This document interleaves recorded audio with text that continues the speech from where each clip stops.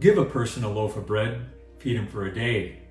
Teach him how to bake a loaf of bread, feed him for a lifetime.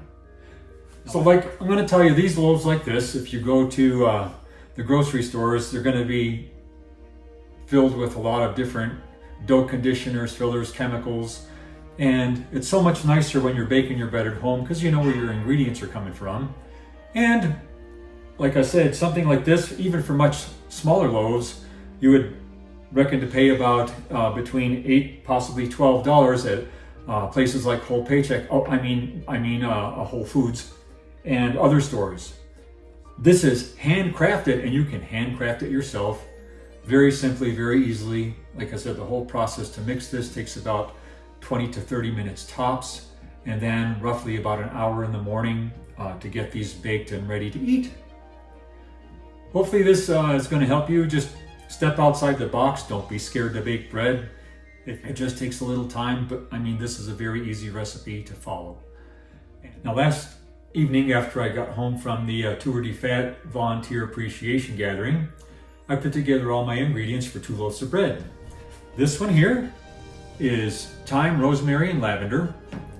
This one here is cranberries, raisins, cinnamon, and some barley malt syrup, and a touch of molasses in equal portions. Now, it takes about 25 minutes to put all these ingredients together, mix them with water, get them into a dough form, and this is a no-knead recipe. And we stick them in the refrigerator overnight, covered in 2 bowls. Let the sugars do their magic, and in the morning, put them in the oven at 400 degrees in Dutch ovens, and let them bake for roughly about 45 minutes, the first 30 minutes covered. I'm going to do a couple other loaves here, and we're going to show you how simple this is. So I don't know why people find bread making really challenging, because it's really simple. This is the only bread machine you'll ever need for this no-knead recipe. Now, these European dough hooks, you can get those at natural grocers. You can get them at the Cupboard in downtown Fort Collins. I believe King Super sells these. These are $7, and these are much more cost effective than a bread machine. So we're going to start with the 2 most very basic ingredients for this bread recipe. I'm using about 1/2 teaspoon of salt in each of these. We use salt very sparingly in our house. The next thing we're going to do is we're going to take a teaspoon of yeast. We're using Bob's Red Mill yeast for this. Red Star works fine too. We seem to like the Bob's Red Mill because it has not such a strong flavor. 2 different types of flour. We buy these. These come in 10-pound sacks, 2 to a bundle, so there's 20 pounds of flour. We bake a lot, so we use a lot of flour. Or Bob's Red Mill is another good source of flour, high quality flour, and that company is employee owned. But always make sure that your protein content is at least 11.5% or higher. It makes for much, much better bread. So I showed you earlier the 2 loaves I did the night before. One was the rosemary, thyme, and lavender. The other was cranberry, raisin, cinnamon, with a touch of sweetness. So we've put our salt and our yeast in here. So we're going to just dry mix this. Again, it's nice to have round bottom bowls. It makes it so much easier to mix up the dough with the round bottom bowl than a square bottom bowl, because the square bottom bowls with these round edges, it's a little bit harder to get it pulled off that straight corner edge off a square bottom bowl. So just an FYI, whatever you have will work, but just make sure that you always mix your ingredients very well. So now that I've dry mixed those here, I'm letting our water warm up. Just any basic measuring cup will work. Recipe calls for 1.5 cups of water per 3 cups of flour, and there's 3 cups of flour in each of these. I usually measure it up so it's about 1/16 of an inch less than 1.5 cups. Why? It just gives the dough a little bit of a drier, stickier consistency. I found with 1.5 cups of water, after I've baked it, it seems like the dough still has a kind of a soft, wet consistency, which I don't really like. So far that's worked for me. So for this morning, I'm making one plain and one with Kalamata olives. We're using these we got at Ross. We like to get products imported, especially olives and these kinds of things from places that carry imports. This one we got from Ross. A few other stores do carry imports, and they're at cost-effective prices. There's so many less additives and chemicals they put into the food as opposed to what we get here in the US these days for all the additives, food colorings, and whatever other garbage they put in to the food they sell on store shelves. I'm going to use 3/4 cup of olives for this olive loaf, and for this one it's just going to be plain white bread. If you want to do wheat, you can add, instead of using 3 cups of flour like this, white flour, I usually add maybe a cup or a cup and a half, split it 50-50 with wheat and white, because then it's not so heavy and dense.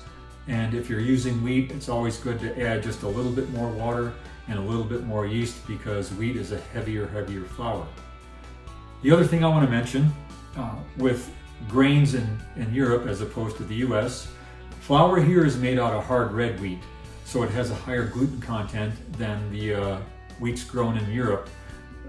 They use a soft wheat and it has a much lower gluten content. So whatever reason these days, because our food here has been so bastardized, our bodies don't really recognize a lot of it. But for those that have a gluten intolerance, I'm sorry. I don't know why we've allowed this to happen, but it just has happened here. Getting back to this while I'm letting my water warm up, and you don't want your water over 110 degrees. This recipe calls for lukewarm water, so anything between 80 and 100 degrees is more than sufficient. So we're going to pour that in the middle, and we'll start mixing from the edges to the inside. You always want to mix slowly, unless you want flour all over the place and have to clean.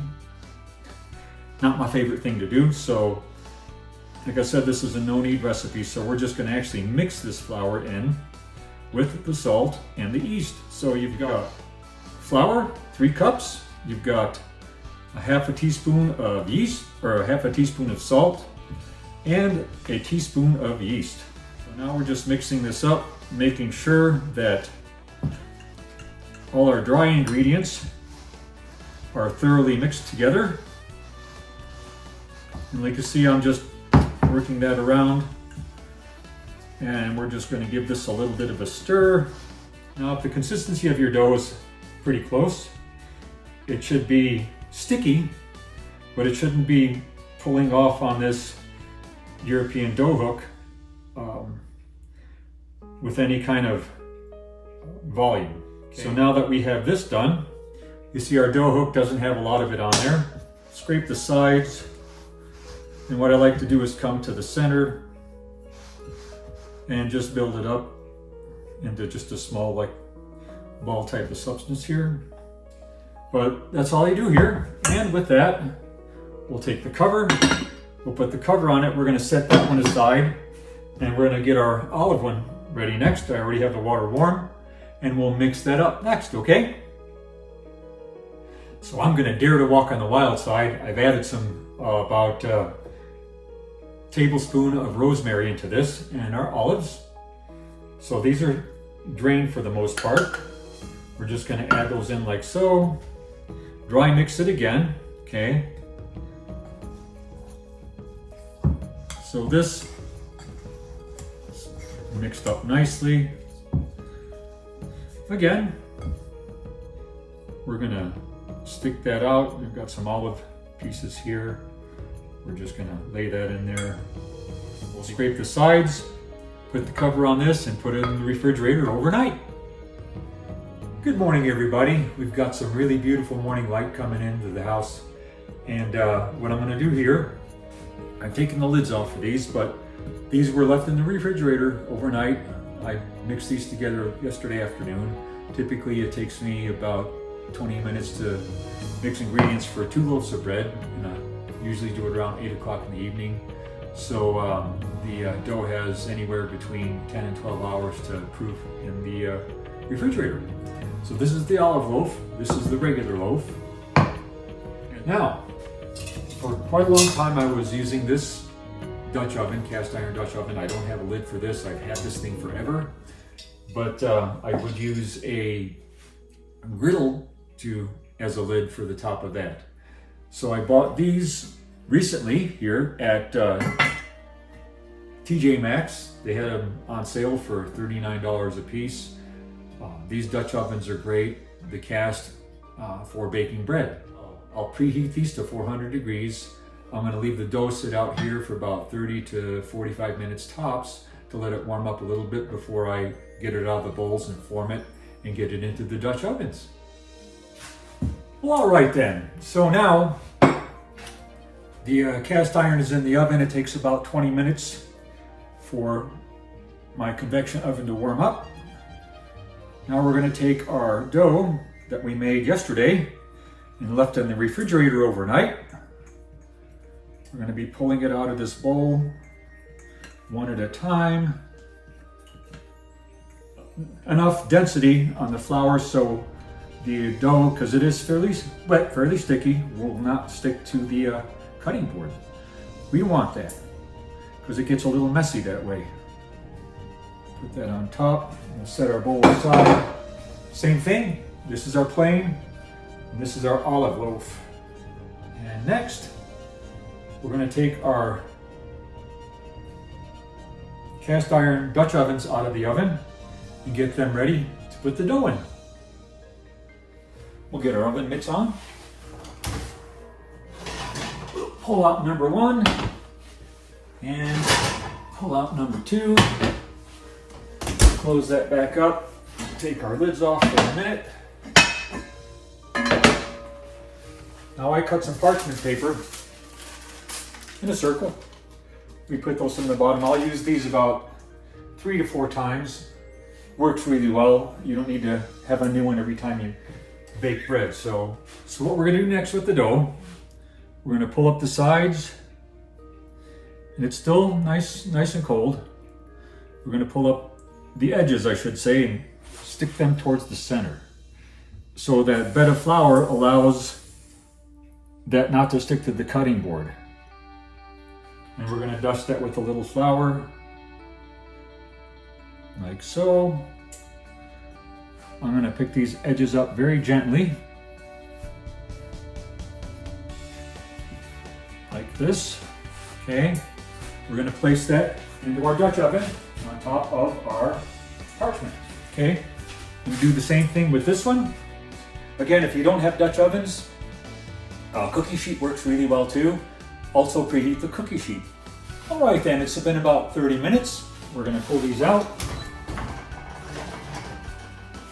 Pop them up top here. And we're going to pop the lids off. Close that up again for a second. Now we're just going to take these and mist them with a little water on top. And then we're going to put them back in the oven shortly, like as in right now. They're looking nice. So now we're going to finish cooking those off with the lids off for another 20 minutes or so. This is what it looks like. Looks pretty darn yummy. So we're going to pop this out of this Dutch oven. Set it right there for a minute. I'm going to grab the other one. So again, your cost per loaf here is roughly between $3 and $4, depending on what your ingredients are. And that's probably on the high side. And your time. Everybody's time is worth something, but when you can do something like this at home and know where your ingredients are coming from, not only your body will be happier for it, if you have kids at home, they're going to be a lot happier for it, and it's a lot healthier than anything we can really get at the store today, outside of the small independent boutique bakeries. But again, like I said, if you're looking at cost and expense, this is an easy way to make some really delicious homemade bread. And as we say in the Polish tradition, when we're sitting down for a meal, smacznego. Enjoy.